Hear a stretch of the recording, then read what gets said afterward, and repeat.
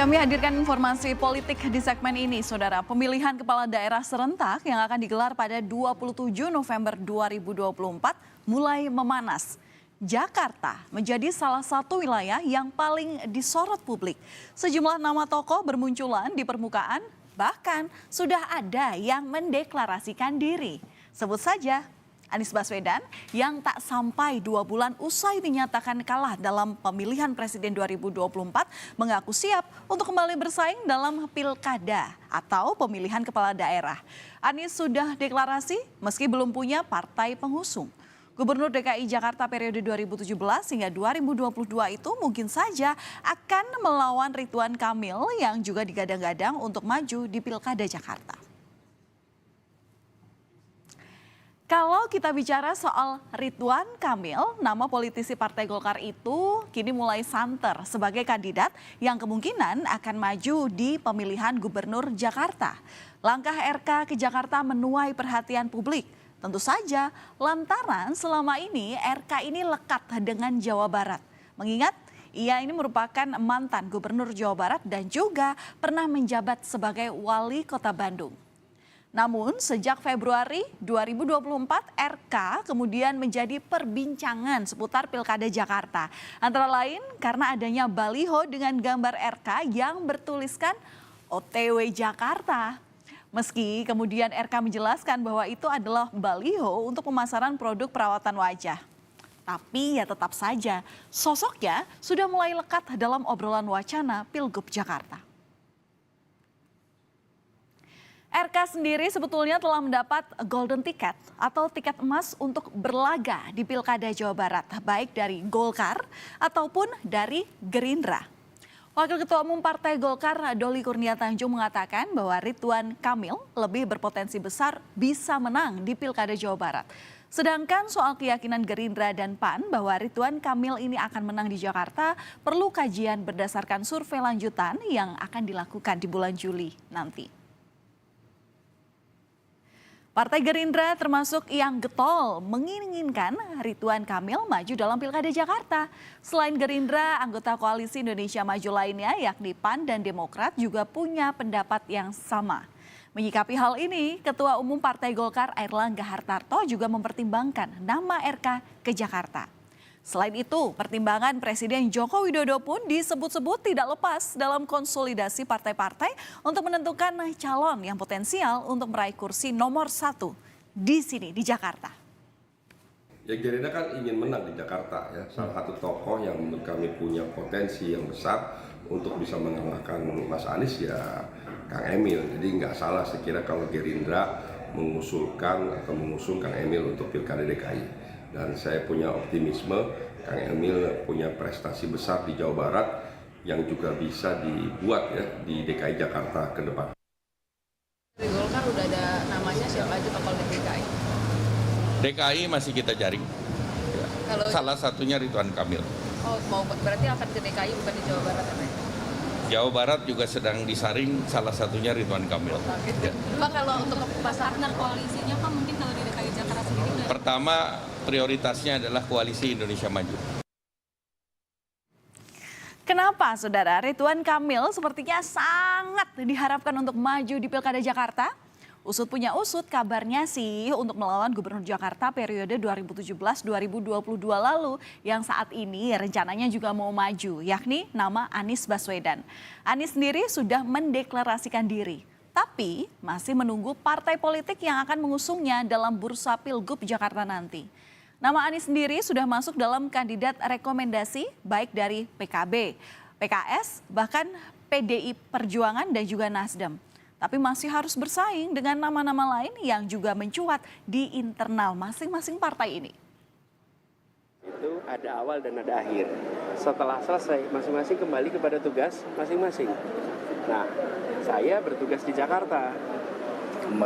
Ketika tugas di Jakarta, 1 periode saya sudah kerjakan. Sesudah selesai proses Pilpres, saya kembali kepada posisi semula. Sebagai apa? Sebagai gubernur yang sudah menyelesaikan 1 periode dan ada pilkada periode berikutnya. Jika saja pilkada itu di jadwal yang sama di tahun 2022, maka mungkin saya sudah berada di proses pilkada tahun 2022. Pernah memimpin Jakarta dengan dukungan dari Partai Gerindra pada Pilkada 2017. Namun, hubungan Anies dengan Gerindra mulai renggang saat pemilihan Presiden 2024, di mana Anies sebagai capres yang diusung oleh Nasdem, PKB dan PKS melawan capres Prabowo Subianto kala itu yang tak lain adalah Ketua Umum Partai Gerindra. Keretakan hubungan ini bahkan terlihat saat debat calon presiden. Apakah mungkin ada luka lama yang membuat Gerindra kemudian menyiapkan Ridwan Kamil untuk melawan Anies, selain juga untuk mempertahankan koalisi Indonesia Maju? Itu oposisi, Mas Anies. Anda ke rumah saya, kita oposisi, Anda terpilih. Waktu habis, Bapak. Harap tenang. Berapa skor yang Bapak berikan atas kinerja Kementerian Pertahanan yang dipimpin oleh Bapak Prabowo? Silakan Pak Ganjar. Baik, masih ada 5 juga. Saya punya datanya dan kemudian akan saya sampaikan. Karena itu menurut saya skornya justru di bawah 5, Mas Ganjar. Kalau 5 itu ketinggian, Pak Ganjar. Terima Mas Anies kasih. gak usah takut. Disebut aja angkanya berapa gitu loh. Kayak saya gitu loh. Jangan di bawah 5, sebut aja berapa. 11, Mas. Dari 100. Oke.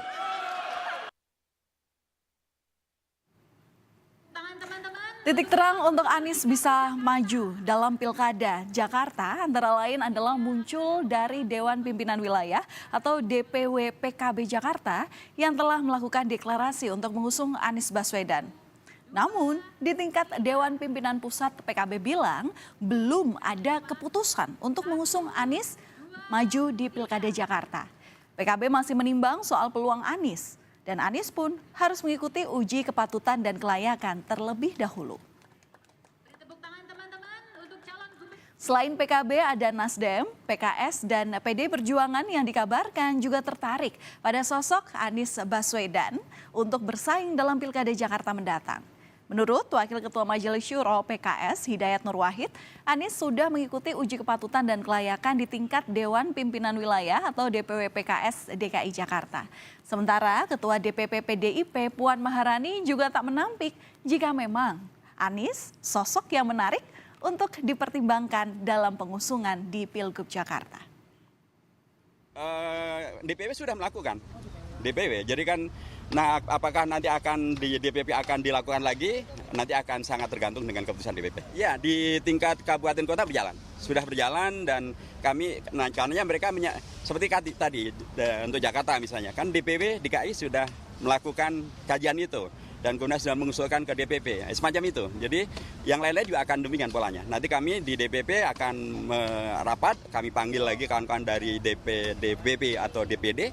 Nanti kami akan menanyakan, mengkonfirmasi yang mereka putuskan sudah baik, benar, tidak ada masalah, tidak ada catatan hukum, tidak ada catatan moral, integritasnya bagus, kemudian profesionalitasnya bagus, diterima oleh masyarakat, begitu.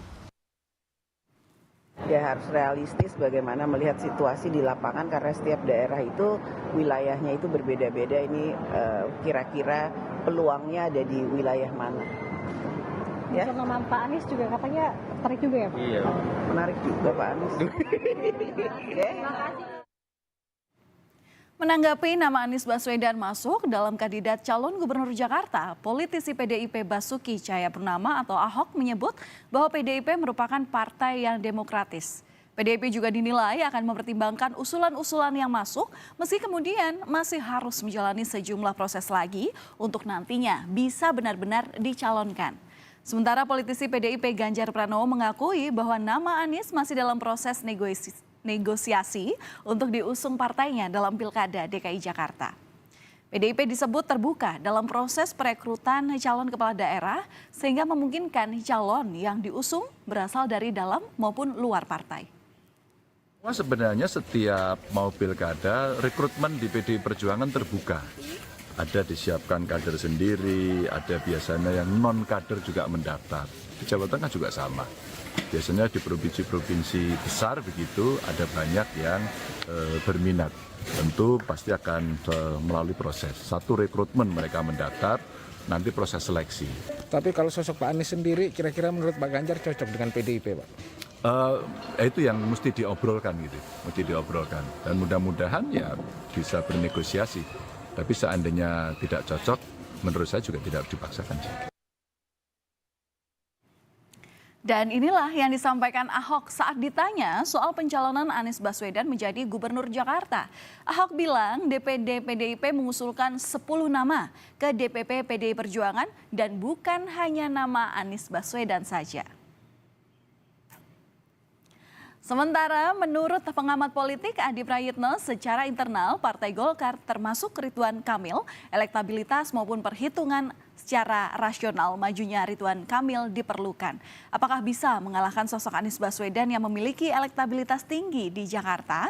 Di sisi lain, RK juga dinilai akan melepaskan peluang besar untuk menang di Jawa Barat. Data-data survei bahwa Ridwan Kamil jauh lebih memungkinkan memenangkan pertarungan di Jawa Barat ketimbang di Jakarta misalnya. Di Jakarta tentu Ridwan Kamil bukan hanya butuh kerja keras, tapi melawan Anies Baswedan yang notabene-nya adalah mantan gubernur petahana bukan perkara gampang, apalagi per hari ini elektabilitas Anies itu kan paling menjulang dan paling luar biasa. Jadi dalam konteks inilah sepertinya partai-partai di KIM itu belum solid pada satu nama, khususnya Ridwan Kamil. Saudara, Jakarta kerap kali menjadi magnet para tokoh politik untuk membuktikan diri. Menjadi orang nomor 1 di Jakarta tentunya jadi incaran banyak pihak. Apakah Ridwan Kamil ataupun Anies Baswedan atau bahkan bisa jadi tokoh lainnya yang nanti memimpin Jakarta 5 tahun ke depan? Hingga kini semua masih punya potensi. Semakin menarik melihat pergerakan para tokoh politik memperebutkan kursi nomor 1 di Jakarta. Dan semoga bisa membawa Jakarta untuk lebih baik lagi.